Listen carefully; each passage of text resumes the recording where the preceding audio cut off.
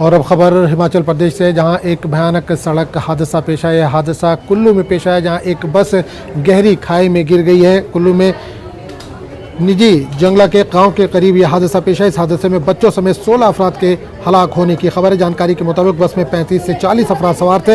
हादसा सुबह तकरीबन 8:30 बजे पेश आया।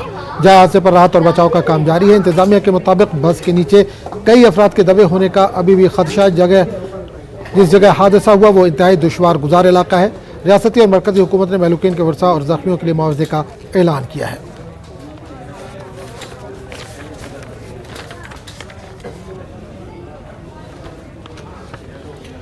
और वज़ीर-ए-आज़म नरेंद्र मोदी ने ट्वीट करके कुल्लू बस हादसे पर गहरे रंज और गम का इजहार किया है। पीएम ने लिखा है कि इस दुख की घड़ी में उनका ध्यान मुतासरीन के साथ है। इन्होंने जख्मियों की जल्द सेहतयाबी की दुआ भी की।